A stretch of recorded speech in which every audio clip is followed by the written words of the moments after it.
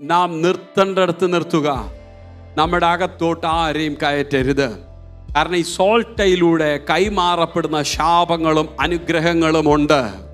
Price the lord, praise the Lord.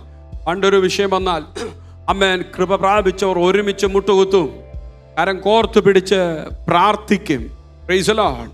അവിടെ പ്രാർത്ഥിക്കുമ്പോൾ ദൈവപ്രവൃത്തി വെളിപ്പെടും. ഇന്ന് ചോദിച്ചാൽ പറയും, ഗൂഗിൾ സെർച്ച് ചെയ്തിട്ട് ഡോക്ടർ പറയുന്നതിനേക്കാൾ അപ്പുറത്തെ നെഗറ്റീവാ പറയുന്നത്. ഒറ്റ കാര്യം, ആമേൻ, നിന്റെ സമയം അടുത്തു എന്നുള്ളതാ. Praise the lord, praise the lord. ആമേൻ, ആമേൻ. മുഖത്ത് നോക്കി ചിലർ പറയുന്നത് കേട്ടിട്ടുണ്ട്.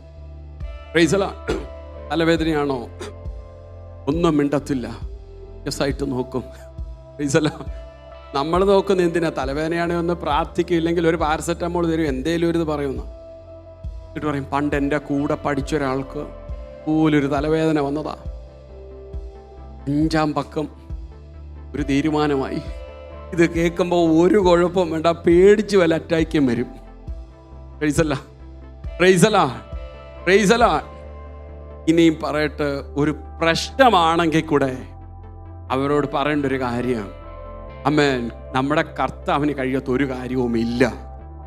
കർത്താവ് ഒരു വാക്ക് കൽപ്പിച്ചാൽ കാറ്റും കടലും ശാന്തമാകാമെങ്കിൽ, ഒരു വാക്ക് കൽപ്പിച്ചപ്പോൾ ഒന്നുമില്ലായ്മയിൽ നിന്ന് സകലത് ഉള്ള അവസ്ഥയിൽ വന്നെങ്കിൽ, സഹോദര നിന്നെ സൗഖ്യമാക്കാൻ, സഹോദരി നിന്നെ സൗഖ്യമാക്കാൻ കഴിയുന്ന ഒരു യേശുവിനെ നമ്മൾ സേവിക്കുന്നത്.